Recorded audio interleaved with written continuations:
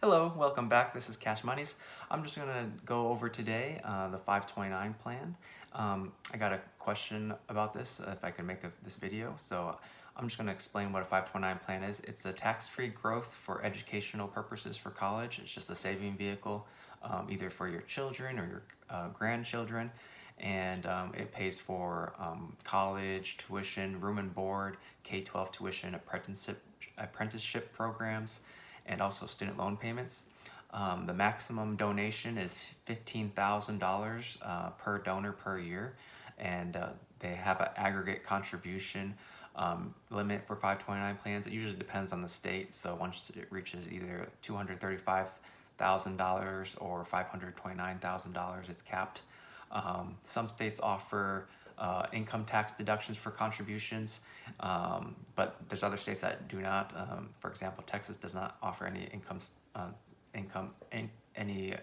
tax deductions, and there's also you're not limited to your home state's 529 plan, and also when you do a 529 plan, it does affect the FAFSA when they apply for it, but usually it's a small percentage.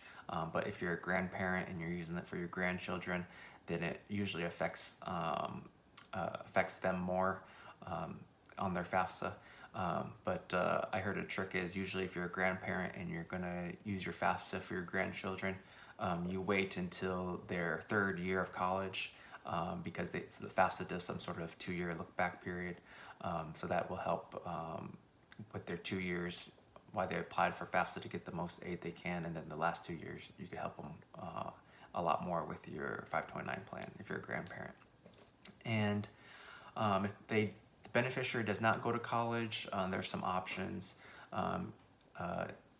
You can either withdraw it without a penalty if either they pass away, they go to a military academy, or they get a tax-free scholarship. But the growth in it is still taxed by the federal government. And also you can switch beneficiaries if they decide not to go to college. You can either switch beneficiaries to another family member, yourself, if you want to go back to school, or you could either hold it until they do want to go to college, or you could hold it for their grandchildren if they want to eventually go to college. And a lot of people ask me which 529 plan is best. Usually I tell them to look at the fees and expense ratios of the funds in the 529 plan, and the annual performance, and also the transferability of 529 plans, because some 529 plans don't allow you to transfer it, but most do. And also if you're in a state that offers tax credits, then it'd be more beneficial if you do a 529 plan within that state so you can get the tax credits. But if you don't live in a state that does tax credits for 529 plans, then you could choose any 529 plan, or any state to do a 529 plan in. There are plans that do credits where you pay for credits instead of putting your money into funds. I think those are less flexible and it's harder to transfer, so I don't like the ones that you buy for credits.